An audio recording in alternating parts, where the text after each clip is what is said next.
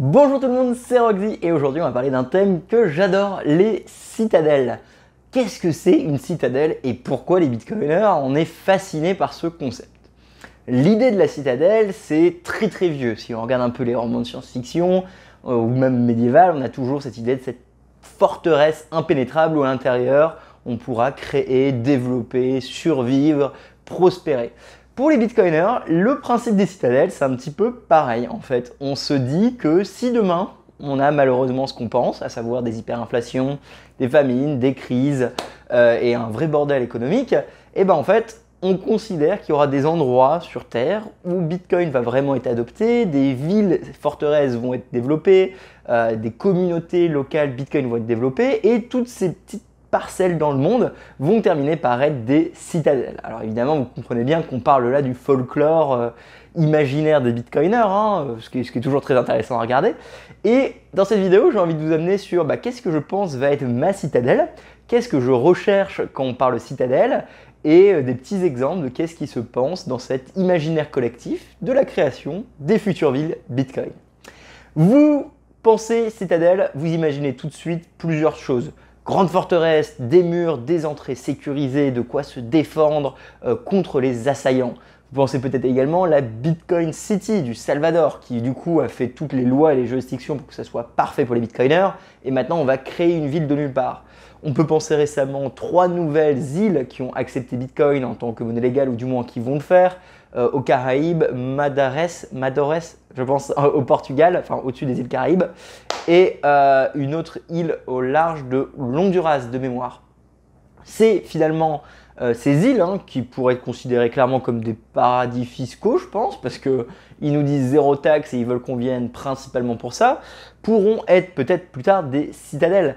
Moi, quand on pense citadelle, je pense Suisse. C'est bête, je ne suis pas suisse, mais parce que voilà, vous avez tout. Vous avez des ressources internes, vous avez de l'ingénierie, vous avez les cerveaux, vous êtes bien protégés, vous pensez votre pays, moi c'est l'impression que ça me donne, comme une vraie citadelle. Qu'est-ce que moi je pense qui va être ma citadelle? Eh bien, figurez-vous que je ne pense pas que je veux vivre dans une île Bitcoin, un paradis fiscaux, ou alors vraiment des grandes villes Bitcoin comme on pourrait imaginer des romans de science-fiction. Moi, ma citadelle, je la vois plus comme un petit chez-moi à la campagne, avec quand même assez de terrain pour avoir de l'eau, de quoi mettre du minage, de quoi mettre des panneaux solaires, de quoi réussir à avoir un champ, une mini-communauté, avec des personnes qui finalement un petit peu un village utopiste communiste, clairement, réussissent à recréer une économie locale à plus petite échelle qui se plug à une plus grande ville ou une autre région ou une autre communauté locale. Donc on a tous notre vision de qu'est-ce que va être notre citadelle. Là j'ai envie de partir un petit peu plus en philo du bien-être de soi-même, mais évidemment la citadelle c'est l'intérieur de vous-même, sentez-vous bien avec vous-même, travaillez vous-même et le reste viendra. Mais à part cette petite pensée bouddhiste ou du Tao, réalistiquement, moi je l'imagine comme un grand terrain avec de la forêt, une rivière, un lac. Ah oui, là déjà je me fais des films, bien sûr, c'est le principe. Et de quoi pouvoir cultiver, de quoi avoir certaines bêtes et pouvoir finalement être en autonomie quasi totale face à potentiellement un effondrement. Du moins assez pour réussir à faire un commerce avec de l'export de choses que je ne peux pas produire évidemment, payer en bitcoin, mais réussir finalement à me détacher du système le plus possible. Tout comme je me suis détaché financièrement du système grâce à Bitcoin, l'idée, la prochaine, vous vous en doutez, c'est de se détacher énergétiquement du grid clairement mourant de la France et de l'Europe, réussir à être beaucoup plus autonome. Mais ça veut dire déjà avoir de la terre, ce serait déjà peut-être la première étape pour moi. Et outre ça, après, une fois que énergétiquement et monétairement t'es bon, c'est tout de suite la nourriture. Eau, nourriture, et après réussir à te plug avec d'autres communautés pour pallier les manques. Parce que le globalisme, ça va continuer. Je veux dire, on ne peut pas tout produire, ce n'est pas possible. Donc il faut s'allier en tant que petite communauté. Mais probablement, moi, ce sera ça. Et si je pense ma retraite Bitcoin, on va aller encore plus loin, moi j'aurais clairement une petite crêperie quelque part dans un village paumé. Et je serais très content de faire des crêpes pour pas beaucoup de personnes. Pas besoin d'être très connu à partir du moment où ça tourne. Le petit bar du village crêperie avec ma petite propriété et mon petit champ. Et tranquille peinard. Le petit rêve des bitcoiners un petit peu off-grid. Parce que oui, si vous ne le saviez pas, les bitcoiners un peu plus maxi dans mon style, en fait, on veut être tranquille. On veut pas nous emmerder, on veut pas être à Ibiza, on n'a pas envie d'être à Dubaï. Les bitcoiners ne sont pas à Dubaï généralement. Par contre, les altcoiners sont beaucoup à Dubaï. Les fêtes sur les paquebots, c'est pas très bitcoiner, tu vois. Pas paquebot, on parle le yacht. C'est plus altcoiner. Le show-off, c'est pas bitcoiner. Moi, je veux ma petite forge avec ma petite ferme et m'amuser à faire des petits couteaux, tout simplement. Et après, faire des crêpes pour les gens. Voilà pourquoi je vous parle de ma petite retraite Bitcoin. Non pas parce que j'arrête des coups de Bitcoin, j'en suis très loin de pouvoir me permettre de faire ça et je pense que c'est pas le moment de se reposer. Je pense qu'on a du pain sur la planche avec tout ce projet et ce qu'on veut en faire. Donc clairement, ce sera pour plus tard. Par contre, c'est ma citadelle. Voilà, c'est comme ça que je l'imagine.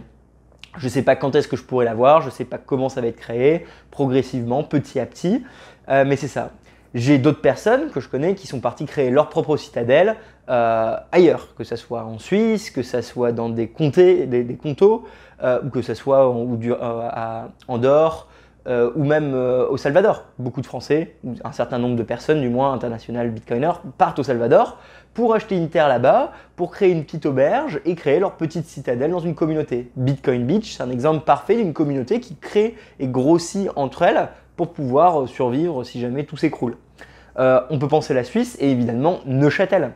Neuchâtel, pour ceux qui ne le connaîtraient pas, est un canton de la Suisse, enfin une région spécifique de la Suisse, extrêmement bitcoiner. On l'appelle la crypto-vallée, même si je pense que c'est plus Zug, la crypto-vallée. Eux, en gros, les médias vont dire crypto-vallée, mais c'est principalement des bitcoiners, donc on va l'appeler la Don't Trust Verify Valley. Et là, dans ce conto, tout le monde comprend Bitcoin, ou du moins une grande majorité des gens comprennent bien. Ils ont des gros meet-up Bitcoin tous les premiers mercredis du mois, je pense, quelque chose comme ça. Les politiciens comprennent Bitcoin, tu peux créer ta boîte 100% en Bitcoin.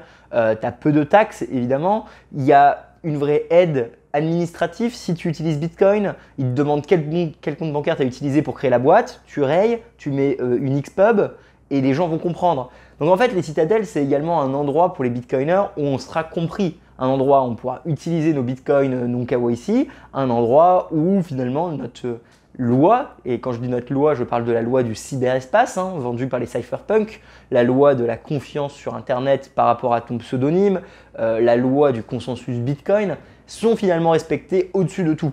Et le libre-échange fonctionne et on n'a pas toutes ces barrières à l'entrée, etc. Donc c'est des utopies Bitcoin qu'on imagine dans des régions du monde. Est-ce qu'il y aura des très grandes citadelles dans le monde où les Bitcoiners iront là-bas et ce sera les villes 100% Bitcoin? Peut-être. En tout cas, moi, c'est pas ce qui m'intéresse. Je suis plus, ou du moins je veux plus être reculé dans la nature, entouré d'arbres et qu'on me fiche la paix. Ce qui est assez bizarre pour un YouTuber, mais sachez pour tout le monde, je suis un YouTuber forcé. C'est-à-dire que je fais ça parce que personne ne le fait. Le jour où il y a quelqu'un qui fait autant de tutos et qui vous explique tout ça et je considère que j'ai pas besoin d'être là, c'est probablement le jour où j'arrêterai. Tant que personne n'a pris le relais, je fais le manque à palier par défaut. Voilà. Je vous aime bien, je le fais, mais je le fais pour vous, je le fais pas pour moi, clairement. Voilà. Bref, c'est quoi votre citadelle à vous? Qu'est-ce que vous voulez? Voilà, est-ce que c'est un grand vignoble? Est-ce que c'est des terres pour faire du vin? Est-ce que c'est peut-être une microbrasserie? Est-ce que vous voulez vraiment être avec beaucoup de monde, pas beaucoup de monde? Où est-ce que vous voulez partir? Je sais qu'il y en a beaucoup d'entre vous qui pensent quitter la France. Je le vois parce qu'on en parle souvent, surtout avec les élections qui sont arrivées. Je ne sais pas quand est-ce qu'on aura cette vidéo, donc si ça se trouve, un des deux passera. Est-ce qu'on aura Macron 5 ans ou Marine Le Pen? Moi, j'ai essayé de voter Satoshi Nakamoto, ça a buzzé. Il n'y a pas eu beaucoup de changements dans la politique pour l'instant. En tout cas, dites-moi dans les commentaires quelle est votre idée de la citadelle. Rural, pas rural, grande communauté? Est-ce que finalement, on n'est pas en train de rêver d'un folklore passé, des grandes villes communautaires, de redynamiser nos petits villages?